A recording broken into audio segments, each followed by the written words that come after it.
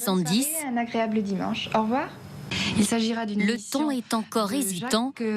Décidément les noms, je suis perdue. Jacques Audouard et André Blanc. Lorsqu'elle arrive sur la une, le jour même de la naissance de TF1, il y a 50 ans. L'apparition d'Evelyne a été un événement tel que toutes les gazettes en ont parlé, que tous les cœurs des téléspectateurs ont battu. Non, non, je n'exagère pas. Quand elle est arrivée dans le groupe des téléspeakerines, je crois que c'est là qu'elle a vraiment marqué, parce que son regard, son sourire, et puis ce qu'on n'explique pas, c'est-à-dire le charisme, et elle en avait beaucoup.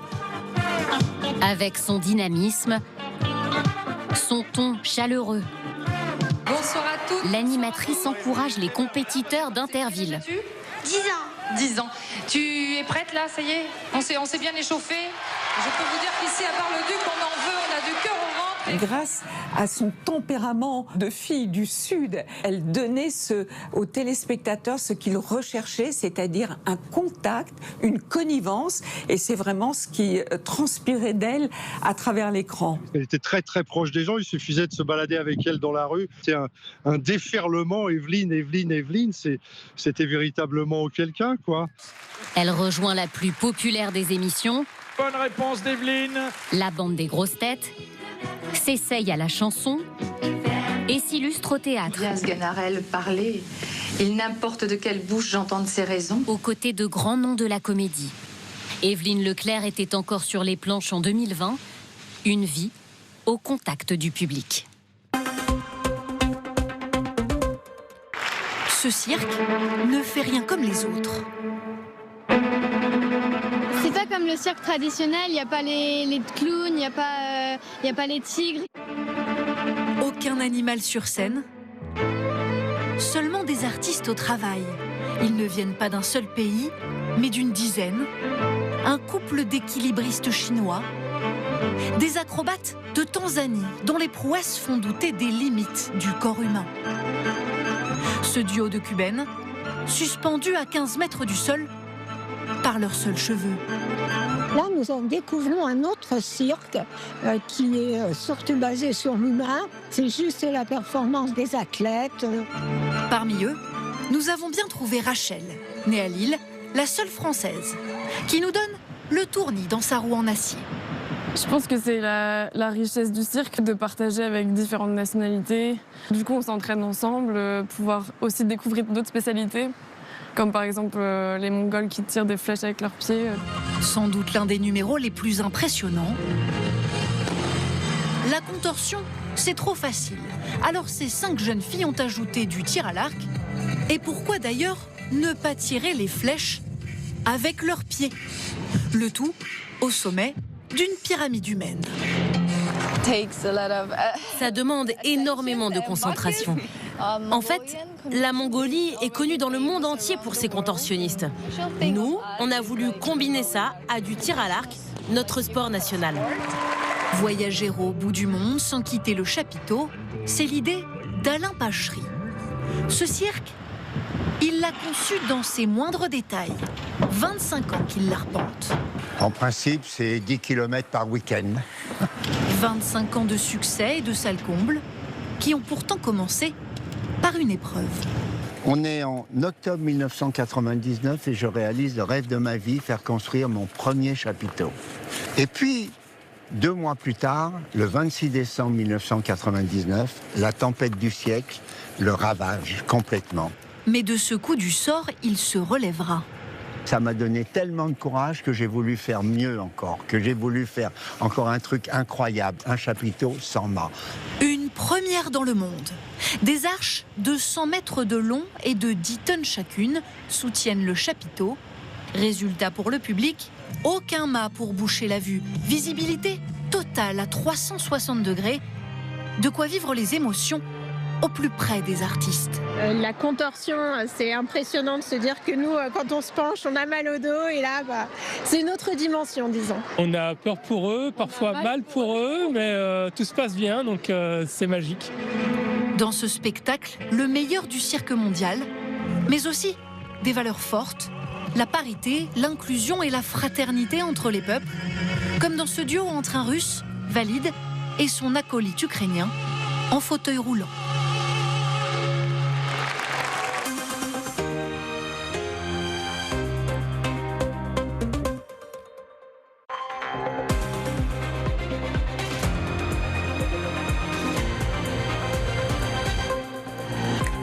à toutes et à tous, il est 5h55, je suis ravie de vous retrouver en ce premier jour de l'année. Toute l'équipe de la matinale se joint à moi pour vous souhaiter une excellente année 2026.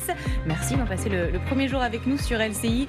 Images, regardez des festivités, des illuminations, des feux d'artifice dans le monde entier du passage à cette nouvelle année. Londres au Royaume-Uni en haut à gauche de votre écran, le Qatar en haut à droite, Pékin en Chine en bas à gauche et Bangkok en Thaïlande en bas à droite de votre écran. Comment ne pas mieux commencer cette année qu'avec cette excellente équipe de la matinale. Bonjour à tous les 6. Très belle année. Bonne année. Happy New Year. Happy New Year. Merci de m'accompagner en ce 1er janvier. J'avais un petit peu peur que vous ayez passé un réveillon un peu trop festif. Dynamique. Oui. Dynamique. Je suis ravie de vous retrouver. Faiza Younsi pour l'économie, Grégory Phillips pour l'international. Il y a encore quelques pays qui n'ont pas franchi le cap. Donc là, il est 5h56. Ouais. Dans 4 minutes, c'est la côte est des États-Unis, New York. Et on va le suivre dans votre journal en direct. Lorraine Barrière. C'est bien avec nous. Les infos. Vanessa Matagne pour la météo, Christophe Barbier pour la politique, Elisa Cléache pour toutes nos tendances. Bon, ça va, le réveillon fut bon? Très bon. Le réveil calme. Oui. Calme. La digestion facile, le réveil facile. Tout va très bien. En tout cas, vous êtes tous très beaux. Très belle boucle d'oreilles scintillantes pour ce premier jour de l'année, Elisa. Vous avez pris des bonnes résolutions? Non. Pas encore. Si. J'arrête parce que je ne tiens pas. Donc je me suis fait une raison. Si je vous pose la question, c'est pour une très bonne raison. C'est notre question du jour à 6h10 justement. Quelles sont vos bonnes résolutions pour l'année 2026? Est-ce qu'on les tient vraiment, ces bonnes résolutions? Pas de panique, on va vous donner quelques petits conseils, quelques petites astuces pour garder la motivation tout au long de l'année. Mais d'abord, le journal de Lorraine donc, et la météo avec vous, Vanessa. Un premier jour de l'année qui commence comme l'année 2025 s'est terminé finalement dans le froid. Exactement, mais avec le soleil. Et c'est ça ma bonne résolution, de vous en offrir un petit peu plus. D'ailleurs, il y en a pour les prochains jours. On espère que vous allez la tenir celle-ci. La météo avec CIC Banque Hybride. Des virements instantanés, mais un conseiller qui prend le temps de vous connaître. C'est ça, construire pour que le monde bouge. CIC. Nous aurons encore droit à une journée plutôt lumineuse pour commencer cette année 2026. En revanche, il fait toujours froid, un froid glacial. C'est la nuit de la Saint-Sylvestre, la plus froide de ces 20 dernières années, avec jusqu'à moins 10 degrés par endroit. Vous allez le voir. En attendant, évidemment, là où il y a des grisailles avec ces températures négatives, ce sont toujours des grisailles givrantes. Donc soyez très très prudents sur les routes, notamment vers le sud-ouest, les plaines du sud-ouest, la vallée de la Garonne, vers Pays de la Loire, les régions du centre, l'Île-de-France ou même le long des frontières belges, où on attend quelques flocons aussi aujourd'hui vers la Lorraine, vers la Champagne-Ardenne, quelques flocons qui tomberont jusqu'en plaine. On attend un blanchiment des sols. Regardez aussi, brouillard givrant vers le couloir rhodanien. Ailleurs, vous allez donc démarrer cette année avec pas mal de soleil. Et regardez pour cet après-midi, les grisailles vont se dissiper, c'est vrai, mais ça restera un petit peu nuageux sur le tiers nord entre la Bretagne, l'Île-de-France, les frontières belges, avec toujours quelques flocons possibles. Un petit peu plus de nuages aussi, le long, autour du golfe du Lion, sur le pourtour méditerranéen ou encore autour du Bordelais, mais donc partout ailleurs, un ciel parfaitement bleu. Et donc il fait froid, je vous le disais, c'est la nuit la plus froide de la Saint-Sylvestre de ces 20 dernières années. On a relevé localement, notamment vers Colmar, jusqu'à moins 10 degrés à l'heure où je vous parle, moins 8 degrés vers Dijon, vers Besançon ou encore à Aurillac. De manière générale, des températures bien négatives encore du nord au sud ce matin. Cet après-midi, ça reste froid, trop froid pour la saison, avec à peine 1 ou 2, 3 degrés grand maximum si vous êtes vers le Grand Est, vers la Bourgogne-Franche-Comté. Plus de douceur sur l'île de Beauté. Des températures qui plafonneront aussi à 5 à 7 degrés si vous êtes quelque part sur l'ouest. On va garder un temps globalement sec dans les prochains jours, avec toujours quelques grisailles, c'est vrai, du froid qui va se maintenir et de la neige demain qui va s'accumuler vers un bon quart nord-est. Avec CIC Banque Hybride, construisons pour que le monde bouge. Bienvenue si vous nous rejoignez tout de suite, le journal de 6h présenté par Lorraine Barrière. Très bonne année 2026 à vous, santé, bonheur et émerveillement sur les Champs-Élysées. En fait, cette nuit pour ce passage en 2026, les plus belles images de la soirée dès le début de ce journal. Unité, force et espérance. Dans un instant, vous entendrez Emmanuel Macron qui a adressé ses vœux aux Françaises et aux Français. Aucune attaque ukrainienne perpétrée contre la résidence de Vladimir Poutine. Avec Grégory Phillips, nous reviendrons sur ces révélations de la CIA qui contredisent les accusations de Moscou. Et restez bien avec nous car à la fin de cette édition, nous vous dirons comment bien poser vos congés cette année pour rallonger vos vacances. Et à la une, nous sommes donc passés en 2026. Ça y est, c'est parti. Dans la joie et la bonne humeur et de surcroît, en toute sécurité, aucun incident majeur enregistré cette nuit. Les images de cette soirée sur les Champs-Élysées avec Pierre-Olivier Dantan.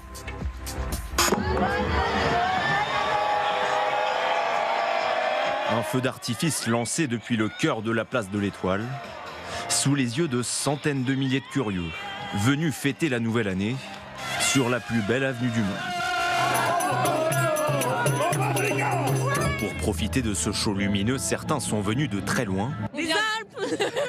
On vient des Hauts-de-Savoie. Mais ils ne regrettent pas d'avoir bravé le froid parisien pour une soirée dont ils se rappelleront très longtemps. Le monde, tout ça qui fait la bonne année ensemble, c'est super beau. Franchement, c'est à faire. On était vraiment ravis de voir les feux d'artifice. C'est avec de belles couleurs, on a profité de faire des vidéos. Chacun son organisation aussi pour trouver la meilleure prise de vue. On est venu un peu de bonne heure, aux alentours de 20h, avec de quoi pique-niquer. Cette bande d'amis en a même profité pour s'offrir une coupe de champagne. Et bonne année à vous. Bonne année, bonne année. Désormais, place à 2026 et aux résolutions. Mieux travailler à l'école. Réussite. Ouais, bonheur, réussite, argent. Plus d'1 million de personnes étaient rassemblées hier soir sur les Champs-Élysées. Environ autant que pour le passage à l'année 2025. Happy New Year in France. Et regardez ces images en direct de New York aux États-Unis. Passage donc à la nouvelle année à Times Square. Regardez les célébrations, la fête. New York qui passe donc à 2026. Et oui, on va peut-être l'apercevoir. Regardez la célèbre boule à facettes qui illumine de 1000 feux New York et qui va, exceptionnellement cette année s'élever 2 fois. Une fois pour la nouvelle année de 2026 et une seconde fois pour fêter le 250e anniversaire de la fondation des États-Unis. Est-ce qu'on peut l'apercevoir ? Grégory Phillips, vous l'avez déjà vécu, vous, ce passage? Oui, alors c'est un enfer. En fait, Times Square, le nouvel an, c'est un enfer. Il y a trop de monde. Il fait un froid de gueux. Mais les images sont quand même spectaculaires. Avec le New York, de Sinatra derrière, c'est vrai que ça fait envie. Et il pleut des confettis, là. Absolument. Alors, qui dit nouvelle année, dit aussi traditionnel vœu présidentiel. Une allocution courte cette année pour Emmanuel Macron autour de 3 souhaits: unité, force et espérance. Le président de la République a même évoqué l'élection présidentielle de 2027 à laquelle il ne participera pas. Je serai jusqu'à la dernière seconde au travail, tâchant chaque jour d'être à la hauteur du mandat que vous m'avez confié, et je ferai tout pour que l'élection présidentielle se déroule le plus sereinement possible, en particulier à l'abri de toute ingérence étrangère. Et dans le reste de l'actualité, Emmanuel Macron a décidé de distinguer l'écrivain Boualem Sansal de la Légion d'honneur. Oui, il fait en effet partie de la promotion de ce 1er janvier 2026, ainsi que la chanteuse Nolwenn Leroy et le peintre britannique David Hockney.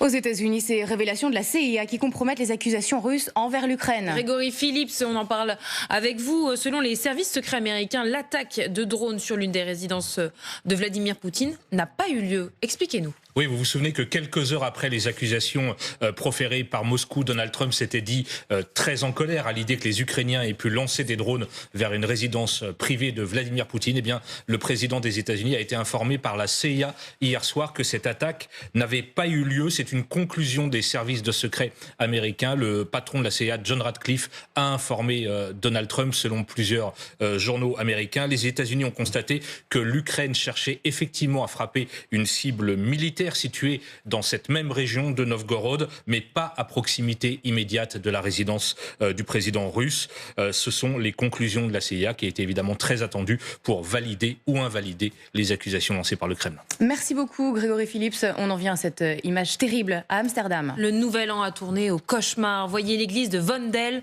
en flammes, monument historique emblématique de la ville. L'incendie a provoqué l'effondrement du clocher. Voyez ces images donc de cette nuit. Retour en France avec un nouveau cambriolage, cette fois d'une bijouterie à Saint-Denis, en région parisienne. 300 000 € de bijoux dérobés. Les voleurs se sont introduits dans le magasin par le toit en enlevant les tuiles. Emmanuel Binet.